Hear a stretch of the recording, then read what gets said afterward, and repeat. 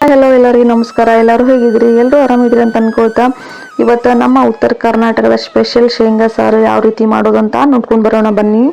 ಮೊದಲಿಗೆ ಗ್ಯಾಸ್ ಮೇಲೆ ಒಂದು ಕಡಾಯಿ ಇಟ್ಕೊಂಡು ಕಡಾಯಿಗೆ ಒಂದು ಬೌಲಷ್ಟು ಶೇಂಗಾ ಹಾಕ್ಕೊಂಡು ಸಣ್ಣ ಉರಿಯಲ್ಲೇ ಹುರ್ಕೊಳ್ತಾ ಇದ್ದೀನಿ. ಶೇಂಗಾನ ಹುರಿದಾದ್ಮೇಲೆ ಅದನ್ನು ಒಂದು ಪ್ಲೇಟಿಗೆ ಹಾಕ್ಕೊಂಡು ಅದೆಲ್ಲ ಶೇಂಗಾ ಹಾರಿದ್ಮೇಲೆ ಮೇಲೆ ಸಿಪ್ಪೆ ಎಲ್ಲ ತೆಗೆದುಬಿಟ್ಟು ಅದನ್ನು ಮಿಕ್ಸಿಗೆ ಹಾಕ್ಕೊಳ್ತಾ ಇದ್ದೀನಿ. ಹಾಕ್ಕೊಂಡಾದ್ಮೇಲೆ ಇಲ್ಲಿ ಒಂದು 2-3 ಟೇಬಲ್ ಸ್ಪೂನ್ ಅಷ್ಟು ಎಣ್ಣೆ ಹಾಕ್ಕೊಂಡ್ಬಿಟ್ಟು ಜೀರಿಗೆ, ಸಾಸಿವೆ, ಬೆಳ್ಳುಳ್ಳಿ, ಕರಿಬೇವು ಹಾಕ್ಕೊಂಡಿನಿ.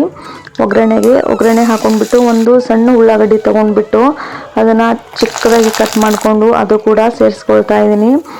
ಸೇರಿಸ್ಕೊಂಡು ಒಂದು 2 ನಿಮಿಷ ಫ್ರೈ ಮಾಡ್ಕೊಳ್ತಾ ಇದ್ದೀನಿ. ಫ್ರೈ ಆದಮೇಲೆ ಒಂದು 2 ಟೊಮೆಟೊ ತೊಗೊಂಡ್ಬಿಟ್ಟು ಅದು ಕೂಡ ಹಾಕ್ಕೊಳ್ತಾ ಇದ್ದೀನಿ. ಒಂದು 5-6 ಮೆಣಸಿನ್ಕಾಯಿನ ಸೇರಿಸ್ಕೊಳ್ತಾ ಇದ್ದೀನಿ. ಆಮೇಲೆ ಅರಿಶಿನ ಮತ್ತು ಉಪ್ಪು ಹಾಕ್ಕೊಂಡ್ಬಿಟ್ಟು ಒಂದು 2 ನಿಮಿಷ ಕುದಿಯೋಕೆ ಬಿಡ್ತಾ ಇದ್ದೀನಿ.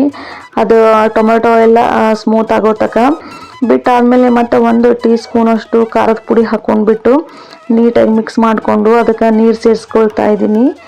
ಸೇರಿಸ್ಕೊಂಡಾದ್ಮೇಲೆ ಆವಾಗಲೇ ಮಿಕ್ಸಿ ಹಾಕ್ಕೊಂಡಿರುವಂಥ ಶೇಂಗಾ ಪುಡಿನ ಇದಕ್ಕೆ ಸೇರಿಸ್ಕೊಂಡು ಅದನ್ನು ಕೂಡ ನೀಟಾಗಿ ಮಿಕ್ಸ್ ಮಾಡಿಕೊಂಡು ಒಂಚೂರು ಗರಂ ಮಸಾಲ ಹಾಕ್ಕೊಂಡ್ಬಿಟ್ಟು ಒಂದು ಚೂರು ಬೆಲ್ಲ ಹಾಕ್ಕೊಂಡು ಎಲ್ಲನೂ ನೀಟಾಗಿ ಮಿಕ್ಸ್ ಮಾಡಿಕೊಂಡು ಒಂದು 5-6 ನಿಮಿಷ ಕುದಿಯೋಕೆ ಬಿಡ್ತೀನಿ.